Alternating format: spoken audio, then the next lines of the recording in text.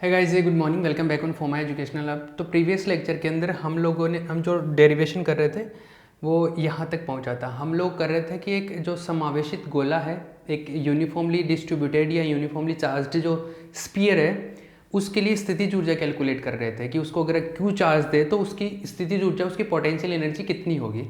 तो वो finally derivation यहाँ तक पहुँचा था, ठीक है। और इसको हम लोग आगे कैलकुलेट कर रहे हैं। तो U इक्वल टू जो मिलेगा, ये देखो क्या आता है 4πε0/2। हम लोगों ने इसको ε0 से मल्टीप्लाई कर दिया था। आई थिंक ये लास्ट स्टेप तक हुआ था ये। इस स्टेप में हमने क्या किया, इसको नीचे वाले को भी ε0 से, ऊपर वाले को भी ε0 से मल्टीप्लाई कर दिया। ऊपर ए0 से मल्टीप्लाई किया आ गया, नीचे ε0 पहले से था, ε0 हो गया तो ε0 स्क्वायर हो गया, और ये ऐसा कैसा आ गया, ठीक है।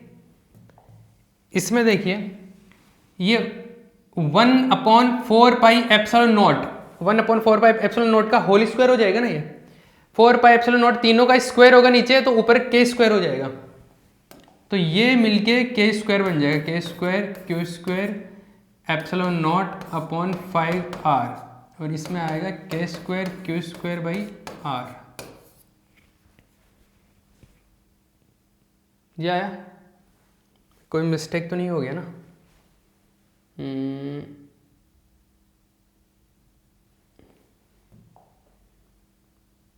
ये क्यू स्क्वायर है, ये के स्क्वायर है, कहीं पे कुछ मिस्टेक तो नहीं हुआ ना। मिस्टेक ε0 का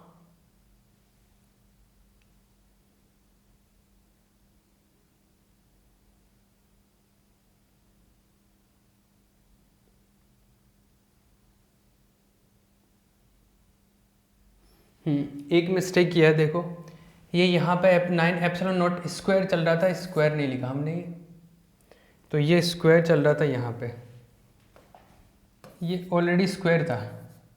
अच्छा ये स्क्वायर था, तो फिर हमारे को ε0 से मल्टीप्लाई करने की ज़रूरत नहीं थी।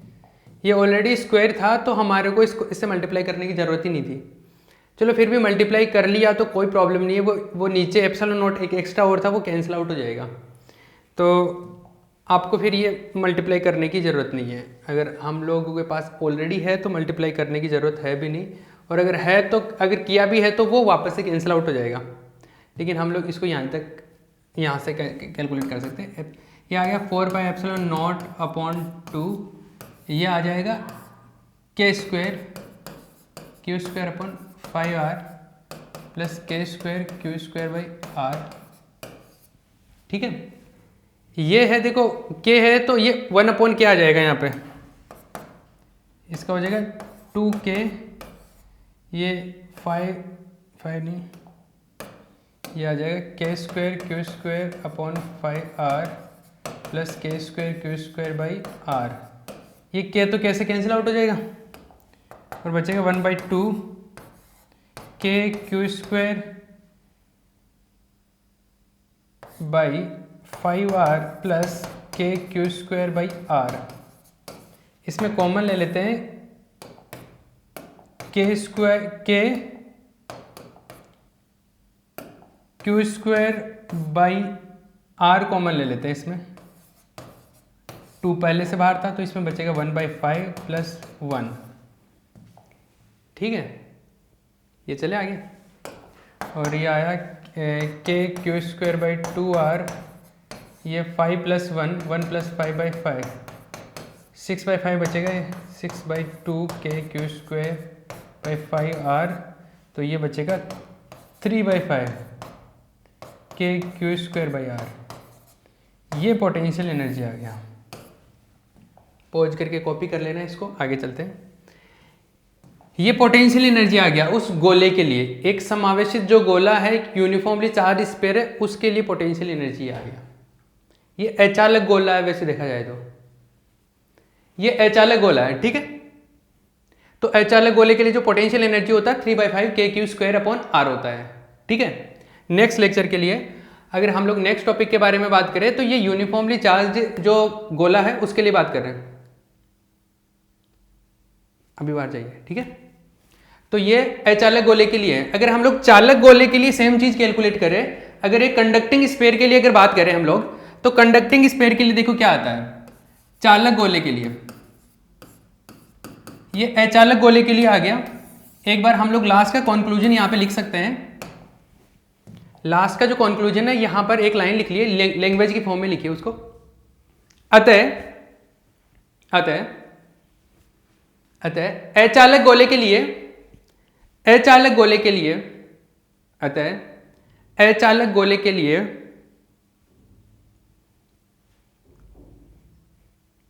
स्थितिज ऊर्जा का मान स्थितिज ऊर्जा का मान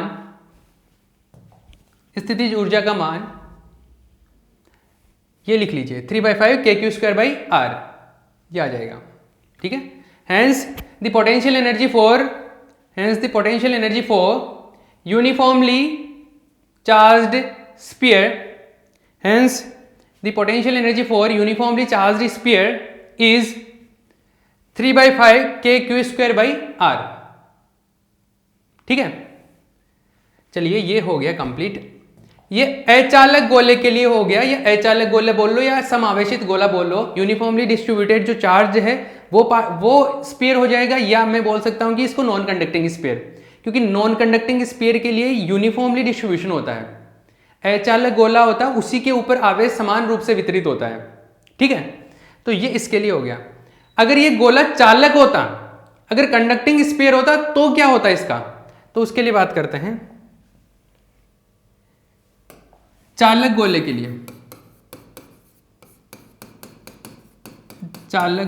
लिए स्थितिज ऊर्जा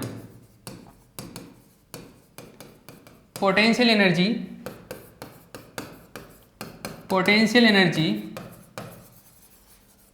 फॉर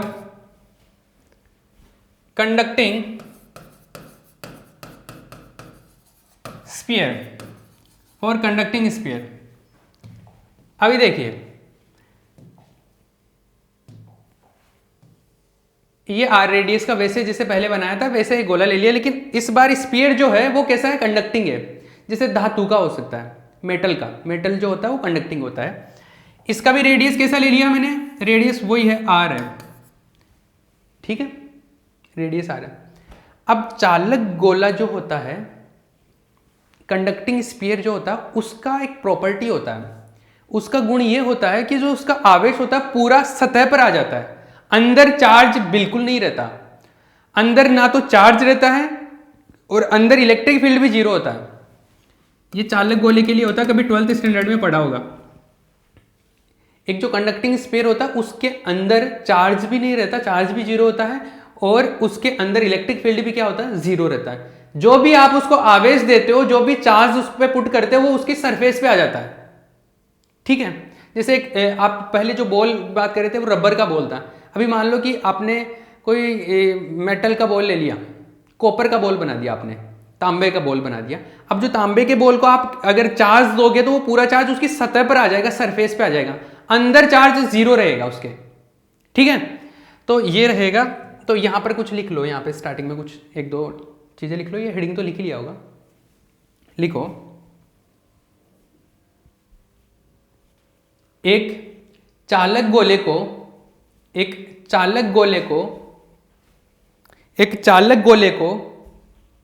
दिया गया आवेश उसके बाह्य पृष्ठ पर आ जाता है। एक चालक गोले को दिया गया आवेश उसके बाह्य पृष्ठ पर आ जाता है। एक चालक गोले को दिया गया आवेश उसके बाह्य पृष्ठ पर आ जाता है तथा गोले के अंदर विद्युत क्षेत्र का मान शून्य हो जाता है। गोले के अंदर विद्युत क्षेत्र का मान शून्य हो जाता है। ठीक है। इंग्लिश में लिखो और ये डायग्राम छाप लो।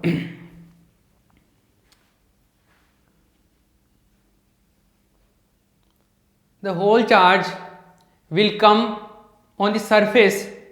The whole charge will come on the surface. The whole charge will come on the surface of the conducting sphere. The whole charge will come on the surface of conducting sphere.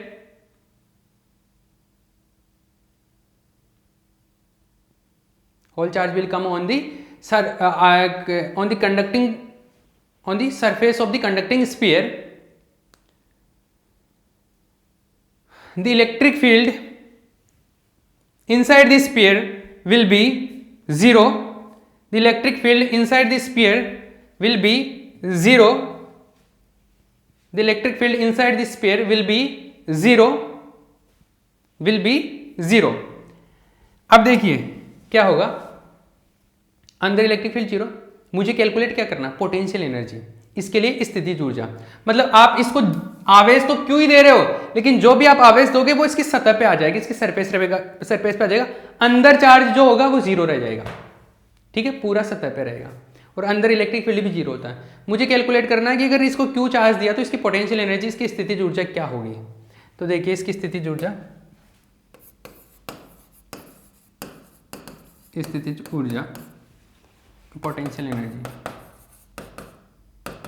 Potential energy of the sphere, गोले की स्थितिज ऊर्जा होता है U equal to, formula होता है 0 to infinity E² d tau, ये formula होता है, जनरल फॉर्मूला तो यही होता है, मैंने सिखाया था ये। अब इसमें देखिए ये डायग्राम भी छाप लेना, ये छाप लेना, आगे चलते हैं।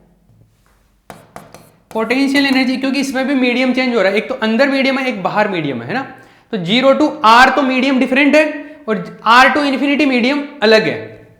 तो अगर हम लोग बात करें 0 टू, एक सेकंड, यहाँ पे आता है एप्सिलॉन बाई 2 भी आता है ना, तो एप्सिलॉन, इसको मैं लिखता हूँ एप्सिलॉन नॉट बाई 2, यहाँ पे लिमिट को 0 to capital R and R to infinity रख देते हैं हम लोग, तो इसमें जो आएगा E इंटरनल और यहां पर आएगा E एक्सटर्नल इलेक्ट्रिक फील्ड। तो जो इंटरनल इलेक्ट्रिक फील्ड आएगा, इंटरनल इलेक्ट्रिक फील्ड तो 0 होता है, because this is conducting sphere. तो चालक गोले के लिए जो अंदर विद्युत क्षेत्र होता है वो 0 होता है, तो E क्या होगा, 0 होता है। और एक्सटर्नल क्या होता है, एक्सटर्नल जो इलेक्ट्रिक फील्ड होता है वो तो चालक गोला हो या अचालक गोला हो, सबके लिए सेम होता है। क्योंकि देखिए क्या है, एक बॉल है, वो चालक है कि अचालक है, इस बात से तब फर्क नहीं पड़ेगा जब हम उसको बाहर से देख रहे हैं। बाहर से जब देखेंगे तो मुझे वो बिंदु आवेश की तरह लगेगा, वो एक पॉइंट चार्ज की तरह फील होगा। ये गोला है, अगर मैं अगर यहां से इसका इफेक्ट देखें तो ये जो है ये चालक हो या अचालक हो, कंडक्टिंग या नॉन कंडक्टिंग हो, ये कैसा भी हो, ये मुझे बिंदु की तरह फील होगा, एक पॉइंट चार्ज की तरह बिहेव करेगा हमारे लिए। तो ये पॉइंट चार्ज की तरह बिहेव करेगा और इसके ऊपर चार्ज है Q। अब वो कैसा भी है, कंडक्टिंग है या नॉन कंडक्टिंग, इसकी वजह से जो इलेक्ट्रिक फील्ड होता है वो KQ/R² होता है, क्योंकि ये बिंदु आवेश की तरह बिहेव करेगा। एक जैसे एक बिंदु हो, ऐसे ट्रीट करेंगे इसको, एक पॉइंट चार्ज की तरह बिहेव करेगा।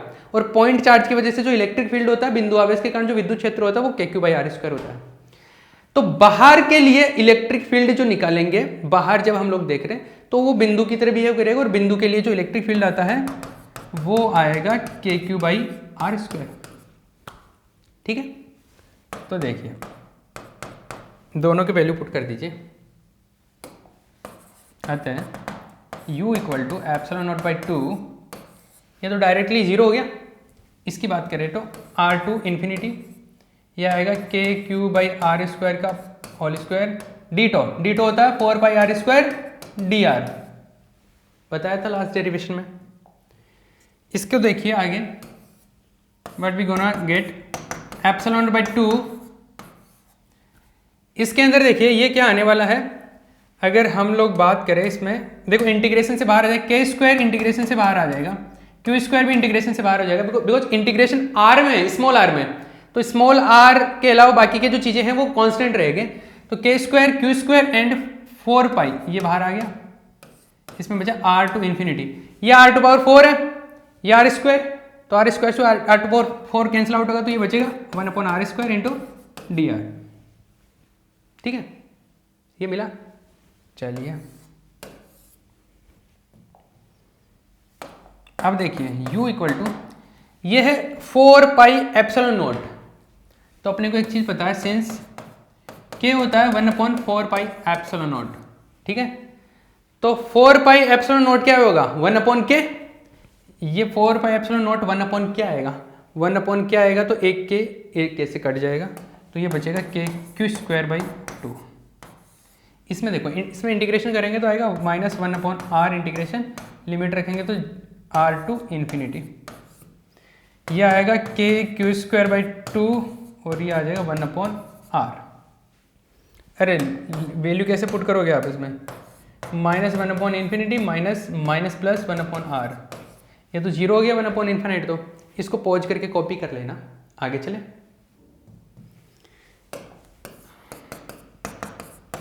यह है के q square by 2r,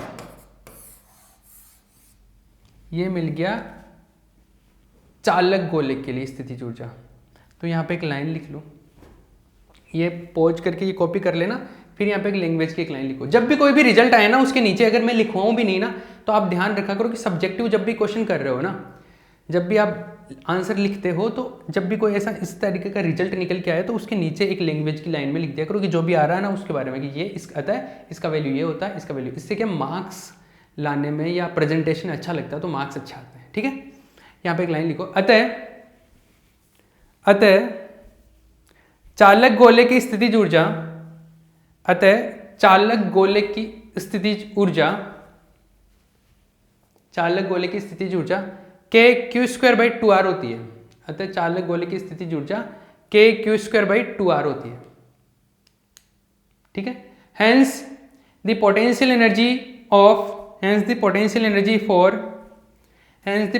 energy of conducting sphere is के क्यू स्क्वायर बाई 2r, के क्यू स्क्वायर बाई 2r। ठीक है, ये आगे इसमें एक हम लोग रेशियो भी निकाल लेते हैं। देखो, U चालक, U अचालक, ये कंडक्टिंग हो गया, ये नॉन कंडक्टिंग हो गया। चालक गोले के लिए क्या आता है, चालक गोले के लिए तो ये है, कंडक्टिंग के लिए के क्यू स्क्वायर बाई 2r, और अचालक वो पहले वाला था समावेशित, जिसको बोला था यूनिफॉर्मली डिस्ट्रीब्यूटेड नॉन कंडक्टिंग, उसका आया था 3/5 k q square by r. Finally क्या मिलता है अपने को, के क्यू स्क्वायर आर से आर गया, और ये आ जाएगा 5 ऊपर चला जाएगा, तो ये 5/6 आ जाएगा, इसका वैल्यू आ जाएगा 5/6।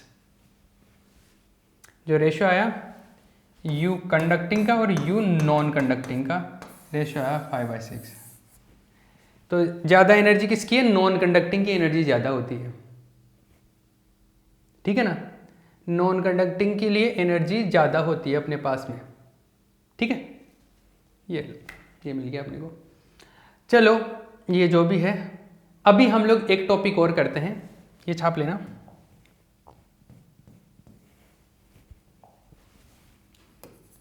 इलेक्ट्रॉन की चिरसम्मत त्रिज्या,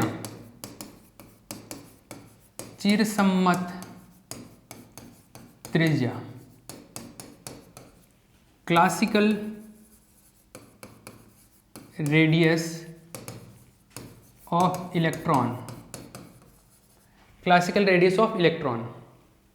देखो, एक जो इलेक्ट्रॉन होता है, वैसे इलेक्ट्रॉन का आकार, उसका शेप, साइज किस तरीके से होता है अभी ज़्यादा आइडिया नहीं है कि किस टाइप का होता है वो, लेकिन फिर भी हम लोग स्टडी पर्पज से पहले एक बार ये माना गया कि इलेक्ट्रॉन जो है एक गोला है, और कैसा गोला है, समावेशित गोला है, मतलब अचालक गोला हो गया एक तरीके से। समावेशित यूनिफॉर्मली डिस्ट्रीब्यूटेड मान लिया ना, तो इसका मतलब हमने उसको कैसा मान लिया, नॉन कंडक्टिंग स्फीयर मान लिया। तो एक इलेक्ट्रॉन को समावेशित गोला माना गया और उसकी त्रिज्या कैलकुलेट की गई, उसकी रेडियस कैलकुलेट की गई। ये इस पे चार्ज क्या है, इलेक्ट्रॉन का चार्ज क्या होता है, इलेक्ट्रॉन का चार्ज आप लोग जानते हो 1.6 × 10⁻⁻⁹ कूलाम। ठीक है, तो ये माना गया कि ये समावेशित गोला, तो उसकी त्रिज्या कैलकुलेट करो। तो लिखो, इलेक्ट्रॉन को एक समावेशित गोला माना जाता है, इलेक्ट्रॉन को एक समावेशित गोला माना जाता है। Electron is considered as electron is considered as an uniformly charged sphere, uniformly charged sphere, ठीक है। यूनिफॉर्मली चार्ज स्फीयर मान लिया, एक समावेशित गोला मान लिया, और समावेशित गोले की जो ऊर्जा होती है, समावेशित गोले की ऊर्जा, energy of uniformly charged sphere, uniformly charge sphere का जो एनर्जी होता है वो क्या होता है, 3/5 kq²/r। इसको इक्वेशन नंबर 1 कर लो। ये डायग्राम भी छापना आपको, इसको इक्वेशन नंबर 1 कर देते हैं ना। ये गोले की एनर्जी होती है, लेकिन एक आइंस्टाइन ने एक फॉर्मूला दिया था। इसका मास जो है, इसका मास हम लोग m मान लेते हैं। इलेक्ट्रॉन का मास क्या है, m है। आइंस्टीन के अनुसार, आइंस्टीन के ऊर्जा द्रव्यमान संबंध से, ऊर्जा द्रव्यमान संबंध से, by Einstein's energy mass relation, इसका जो एनर्जी मास रिलेशन, आइंस्टाइन ने ऐसे बोला था कि अगर किसी पार्टिकल का मास m है तो जो उसकी एनर्जी होती है उसकी mc²। आइंस्टाइन ने ऐसे बोला था। तो हमने इसकी एनर्जी, जो इलेक्ट्रॉन है उसकी एनर्जी दो तरीके से कैलकुलेट की। इसको गोला मानना, तब उसके ऊपर चार्ज q है तो तब एनर्जी इस तरीके से आ गई, और एक दूसरे कंसेप्ट से मास वाले टर्म में अगर एनर्जी निकाले तो ऐसा आ गया। अब गोला तो एक ही है, स्फीयर तो सेम ही है, इसकी एनर्जी ऐसे कैलकुलेट कर लो, ऐसे कैलकुलेट कर लो, आएगी तो सेम ही। मतलब ये एनर्जी और ये एनर्जी सेम होनी चाहिए।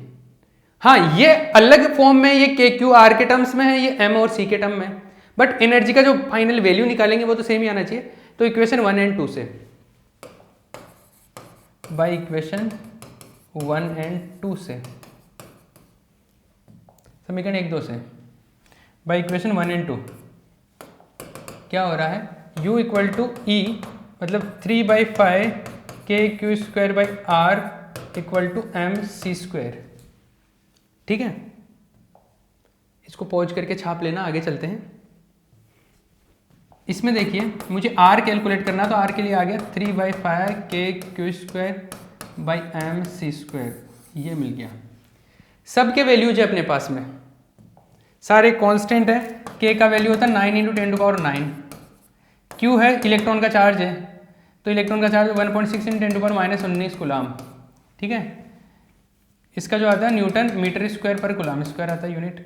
मास, इलेक्ट्रॉन का मास क्या होता है 9.1 × 10⁻31 kg, ये इलेक्ट्रॉन का द्रव्यमान होता है। c प्रकाश का वेग, स्पीड ऑफ लाइट है 3 × 10⁸ मीटर पर सेकेंड।